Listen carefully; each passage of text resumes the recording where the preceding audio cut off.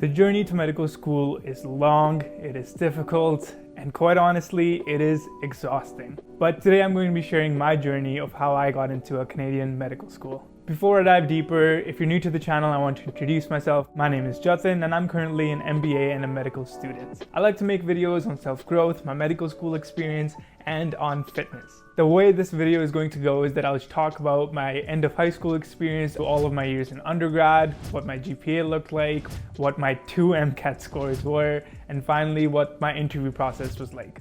In high school, I was a pretty average student, but I honestly mostly focused on extracurricular activities. I was a part of numerous sports teams, and I was even a part of acting clubs at my school, including my school play and my school's musical. The reason I took such an active approach in high school in terms of joining so many activities is because my sister is 1 year older, and I got to see firsthand in terms of how stressful university is compared to high school. So I decided to use my grade 12 as an opportunity to be a part of as many things as possible and just have a good time.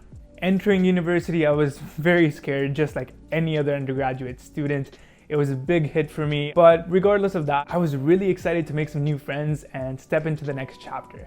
I decided to do a Bachelor's of Science for my undergraduate studies and specifically major in physiology and pharmacology. At first, I wasn't sure if I should take the business route and try to get into medicine or the typical science background to get into medicine, and I figured it would be beneficial to learn about the sciences before I start medicine, or else it would be a big hit once I got in. As I talk through my years and my semesters, I'll put a pop-up of the classes that I took and the marks that I got. My first test in undergrad was my math test, and I was very good at math in high school because of the small classroom setting, and we had a really good teacher. So on my first midterm in university, I actually scored, you know what, I'm gonna pull up the midterm right here. So here it is. I actually got 95 on the first midterm, hashtag flex. I honestly don't know how I did that well, but needless to say, I was very, very happy, and I was like, this is a piece of cake. I don't know what people are talking about. Is university supposed to be hard? Come on. Funny enough, that's when we started learning new content, and a 300 people classroom is just not a good learning environment for me. At least it was a big learning curve for me, to say the least. And that's when we had the second midterm, and guess what I got? A 90. I'm just kidding. This is actually what I got on the second midterm. It is a 51, hashtag not flex. But honestly, it taught me a good lesson. It let me know that without studying, I'm not going to be able to get through university, and I need to take this more seriously than I had been so far. Overall, my GPA for my first year of university, I think, was an 84. And a good goal that I set for myself was to try to beat last term's GPA every single term. And I found that that was a realistic way to improve gradually over time, even though I knew that it would be difficult to keep that up in my third year and fourth year. After first year university was done, I decided to take some summer classes. This is my biggest tip to you guys. Try to take some hard summer classes so that you're not having to take them for 3 or 4 months long and get them over with in just 3 weeks. I took both of my physics classes in the summertime, and I was pretty much thinking about physics all the time throughout those weeks. But in hindsight, I was so happy that I did them in the summertime, because between you and I, summer classes tend to be easier sometimes. Either way, second year came and flew by. These were the classes that were high yield classes for the MCAT. If you don't know what the MCAT is, it's the standardized exam that us in North America have to write and score competitively to get into a medical school. It's similar to the UCAT written in Europe and in UK specifically. Second year is also where I met some of my closest friends that were in dentistry at the time and medicine at the time. And they were so helpful, guys. I cannot recommend highly enough to connect with upper years of the college that you're wanting to get into. Not only is it going to help you figure out if it's the right college for you, but also they will give you guidance on how to approach your undergrad in order to get into that college. For example, this is where I've met my friend Hamad, and he shared his experiences of getting 70s in his first year of university, but still getting into dentistry because of the fact that there's no point in dwelling over one bad year. It's best to learn from your mistakes and to pick up trying to be the best version of yourself. I studied for my MCAT after my second year of university, and I did not take it seriously. Now, this is another big tip I have for you if you haven't written your MCAT yet, is to take it seriously. And I know that it's so difficult to devote a whole summer of your life to one exam, but it's going to be so worth it if you do it once and take it seriously. So when I wrote it in the summer, I got a 507, which I was pretty happy about considering how much I studied. But all in all, I was aiming for a 510 or higher, so I decided that I would rewrite the following summer. Now, third year of university is where I really picked up my study habit. Classes became a lot more difficult because now they were physiology and pharmacology related. This is where I started to focus more on active recall and actually testing myself on the material in order to make it stick inside my head. And these were my third year marks. Now it's MCAT round 2. I decided to do things a little differently this summer in terms of balancing social life as well as studying for the MCAT. I actually took like week-long breaks during the summer just to be able to go to a music festival and to visit some family. Overall, I would say my prep during this time was a lot more productive and well done. But funny enough, guys, I scored lower on the MCAT this time than my first attempt. And I'm pretty sure that's every pre-med's worst case scenario, because most universities either take the average of your MCAT scores or they take your latest MCAT score.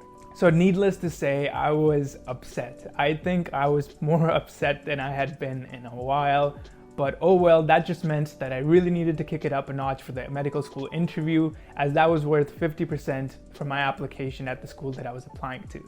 Now I was officially here. It is fourth year of undergrad. It is what I call grind time. I think I entered this year with around an 86 GPA, and my goal was to score as close to hundreds on every single class as possible. And to my surprise, I actually made it happen. I think I had a GPA average of 96 in my first term of fourth year, and this bumped up my overall GPA by 2 whole %. And at the end of the day, numbers aside, I was just proud of the work ethic that I was able to build up to, and I was really happy that I worked hard. I applied with a final GPA of around 88 point something. I'll add that number here on the screen. And if you're really curious, I'll actually link down a Google spreadsheet in the description where you can see exactly my GPA throughout the years and how it changed. Along with my GPA in fourth year, this was also the time that I really started to prioritize my medical school interview, even though I hadn't gotten the interview invite yet. By the way, I know I'm sharing my MCAT, my GPA, and my undergrad experience, but if you're looking for more general tips of my overall mindset approach to undergrad and how that helped me get into medical school, then I'll link that video right on top here, and you can feel free to check it out if that is of interest to you. 2 weeks before the interview, that's where we got the unfortunate news that we will not be allowed to do a handshake during the interview. And I was like, oh my God, I am doomed. But obviously, and then a week later, the whole in-person interview got canceled and we decided to have a virtual interview instead. This was a little nerve-wracking for me because I had practiced so much about bringing charisma to the table in person, but at the end of the day, I had prepped so much that I was ready for whatever they would throw at me. My online interview consisted of only 4 stations, which is crazy to think because that means that every station is worth 12.5% of my overall application. Overall, they were mostly personal questions, just wanting to get to know who I am. And this is where I can share a huge tip that helps me be successful on the medical school interview. You must have heard from people saying that try to be friends with your interviewers. They just want to see if you're someone who they'd want to be friends with. And in my opinion, that advice could not be more wrong. Most interviewers are in their 30s, 40s, 50s, and are actual faculty members or physicians out in the field. They're not trying to see if they can become friends with you. What they're trying to see instead, if you are a genuine human being. This is where effective storytelling from your life, things that come from the bottom of your heart and is authentically you. This is where I just got really deep and shared some personal stories from my life that has helped me shape into the person that I am today. The reason the whole friend analogy is so flawed is because people think that all they have to do during the medical school interview is smile and try to be all buddy-buddy with the interviewers, which has the right intentions, but just because you're going to be smiling throughout doesn't mean that you're going to be able to share the story of what makes you a human being. It's going to be sharing some of the lighthearted stories of your life, maybe even things that made you emotional in your life. Either way, that's just my personal opinion, but I know that that is a strategy that I tell all of my friends to implement, and that has helped them quite a bit. After the interview, schooling went online as well. I finished up the last bit of my degree online. It was May 15th of last year, so 2020, when I got my final results, and I was accepted into the College of Medicine, which I was so stoked about. Your whole undergrad has led to that moment, and it was such a relief to just be able to enjoy a summer of my life again. That meant no more MCAT, no retaking any classes, and just being able to relax and prepare for the most stressful years of my life ahead. And that's when I actually got the cool opportunity to sign up for the MD MBA dual degree, which meant that I would do 1 year of a full year of business classes to get my MBA and then start medical school. And the cool thing is, it was also an opportunity to not have to do my first year of medical school online. As part of the dual degree, my tuition from MBA got cut in half. And all in all, it was a no-brainer decision for me. Funny story from my interview call for the MBA program. I was talking to the program recruiter and she was interviewing me, asking different questions. And after like 40 minutes of the phone call, I'm done talking about what I needed to tell them. Now the recruiter is the one talking. And all of a sudden she was like, yeah, Jatin, you're such a smart student. You have a 90.1 average in undergrad. And honestly, I have no idea what she said in the next few sentences, because I was like, 90.1 academic average? What math are they doing here? Because as far as I know, I calculated a max GPA of like 88 something. But I was like, man, it would be so sweet to be able to tell people I got a 90 average in undergrad. You know, it just sounds cleaner. So I was like, hey, your words, not mine. No takebacks. Either way, I'm just kidding around. Marks really do not matter that much. And this is something I can honestly say in retrospect, because of so many friends that worked hard for the medical school interview, and despite having low grades, they were able to get in. Like, technically, my MCAT score is pretty low for a Canadian medical school and was definitely below the median of the acceptance for my class. But there has been a growing trend of medical schools accepting students that are well balanced. Like, I was amazed by looking at some of the others that got accepted into the College of Medicine.